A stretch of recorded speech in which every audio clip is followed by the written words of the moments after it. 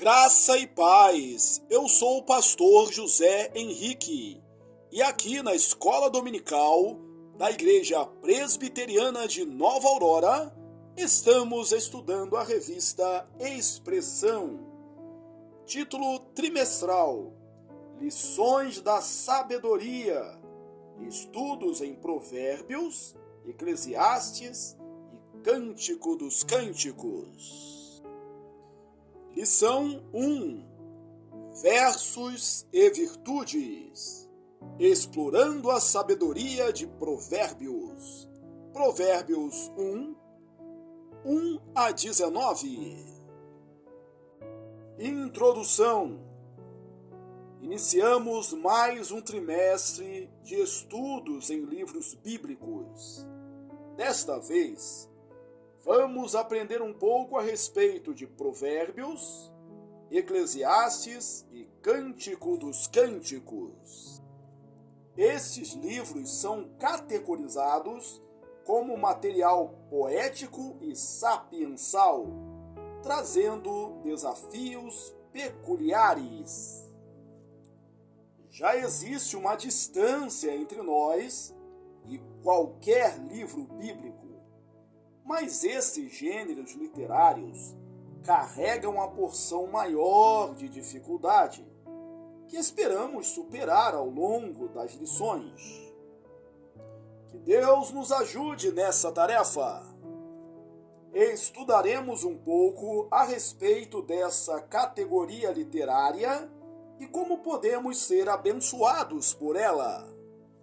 Por fim, veremos que toda a literatura sapiensal e poética aponta para uma pessoa, Jesus Cristo.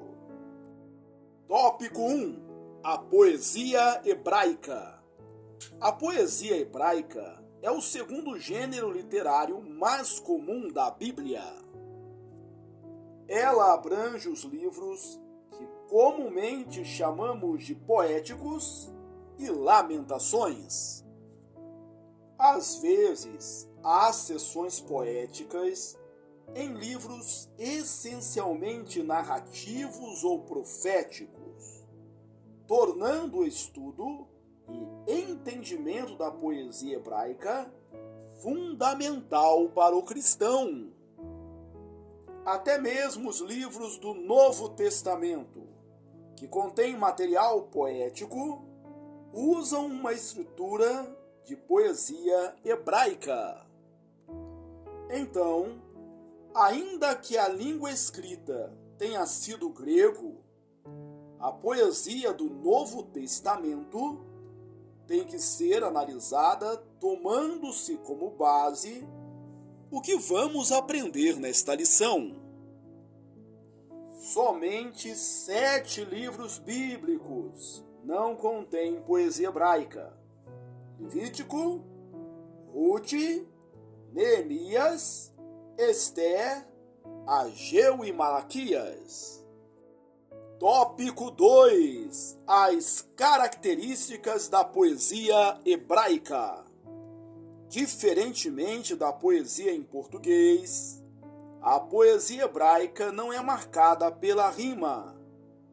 Certamente há versos que rimam quando lidos no hebraico, sendo produzidos para fazer ou trazer ênfases em algumas passagens, mas a rima não é necessária para a estrutura poética.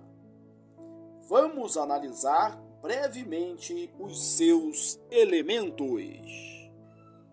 Letra A: paralelismo. Talvez uma das características mais marcantes da poesia hebraica seja o paralelismo. Ele envolve a repetição de ideias ou palavras que criam um cenário de confirmação ou negação da verdade transmitida. Por isso receberam a designação paralelismo sinônimo, quando repetem ideias semelhantes. Paralelismo antitético, quando usam ideias opostas, e paralelismo sintético, quando há uma complementação nas ideias do texto. Veja um exemplo de paralelismo sinônimo. Os céus proclamam a glória de Deus, e o firmamento anuncia as obras de suas mãos. Salmo 19, 1. Perceba que a segunda parte do versículo repete a ideia do primeiro, mas com palavras diferentes. Não há contraposição nem acréscimo. Já o paralelismo antitético recebe uma negação ou contraste de ideias, sendo observado pelas conjunções adversativas, mas, porém, todavia. O filho sábio alegra o seu pai, mas o insensato é a tristeza de sua mãe. Provérbios 10, 1. Já o paralelismo sintético adiciona uma ideia, complementando o verso, tendo bem menor volume que os outros dois primeiros. Um exemplo seria o Salmo 148, 7 a 12. Letra B. Imagens e figuras de linguagem. Os poetas são artistas que pintam quadros com palavras. De sua paleta poética extraem imagens e com suas palavras evocam uma experiência sensorial à nossa imaginação. Eles se utilizam de figuras comuns do convívio humano, como montanhas, árvores, animais e elementos climáticos, para ilustrar conceitos espirituais e morais. Como exemplo, veja o Salmo 125, 1 e 2. Letra C. Símiles e metáforas. Esses também são dois recursos significativos na poesia hebraica. Um símile é uma figura de linguagem que compara duas coisas usando as palavras como, assim como ou tal qual. Um exemplo é Cântico dos Cânticos 2:2. Qual o lírio entre os espinhos, tal é a minha querida entre as donzelas. Já a metáfora faz uma comparação entre duas coisas, mas traça a correspondência de forma direta, omitindo as palavras como ou assim como. Implicitamente, a metáfora compartilha duas coisas que, embora diferentes, partilham algo em comum, sobrepondo os seus significados. Lâmpada para os meus pés é a tua palavra, e luz para os meus caminhos. Salmo 119, 105. Tópico 3. Poesia sapiensal. Levando todas essas informações em consideração, também precisamos adicionar dois elementos essenciais à poesia bíblica.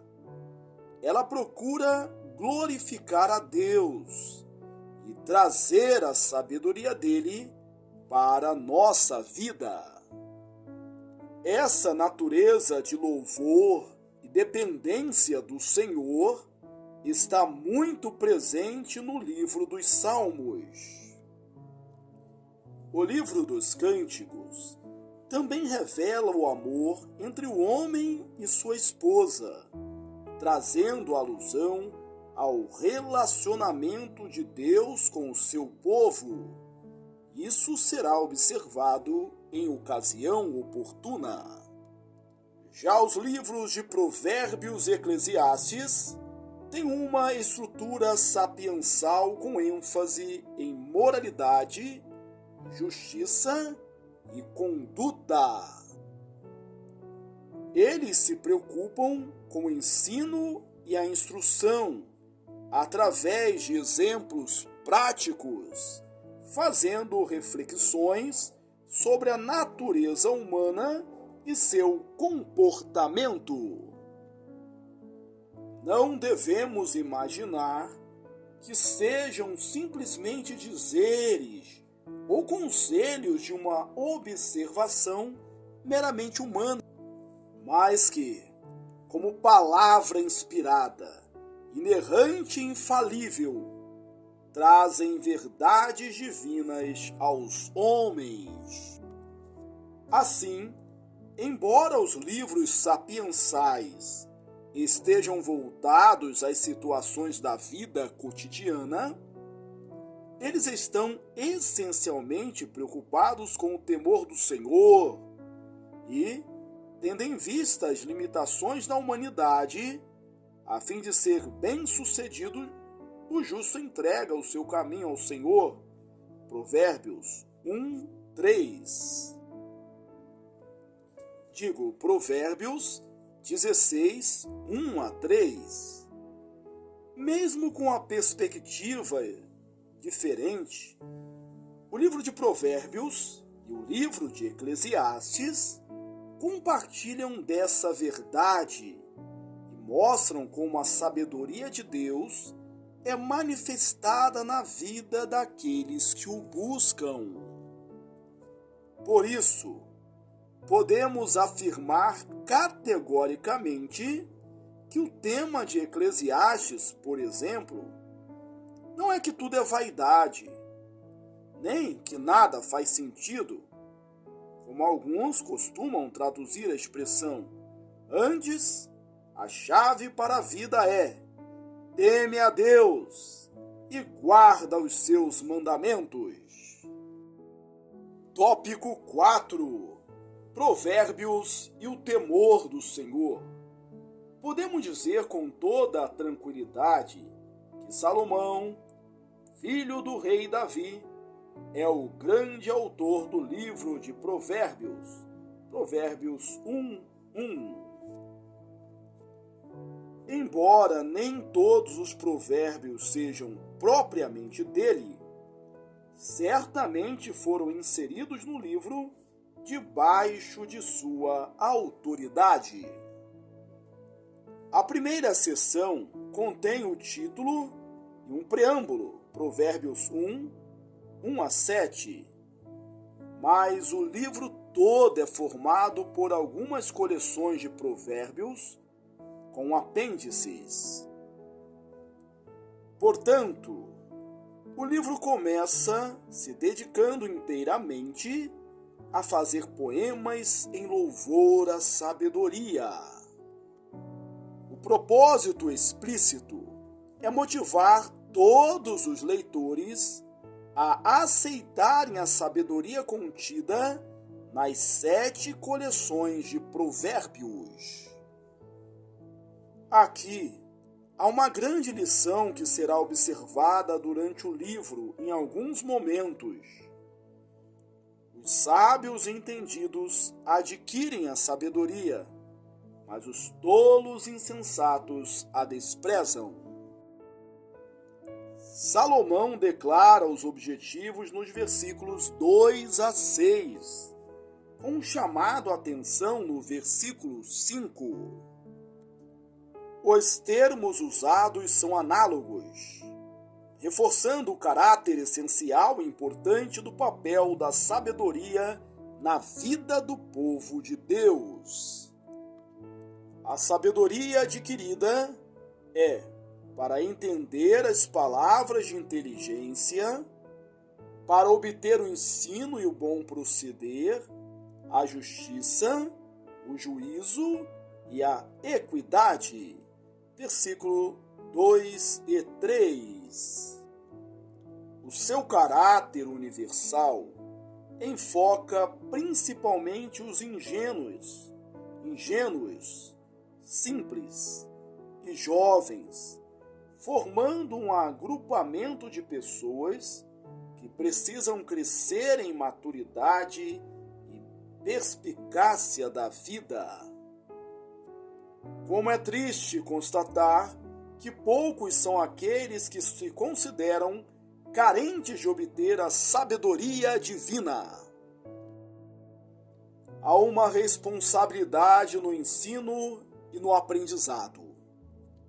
Se Salomão usa seus lábios para declarar a sabedoria divina ao povo, trazendo instrução e entendimento, ela não pode ser obtida, a menos que o ouvinte seja capaz de entender as palavras do sábio. A compreensão é crescente à medida que os ouvintes prestam atenção às palavras do sábio, tornando-se um reflexo do que receberam.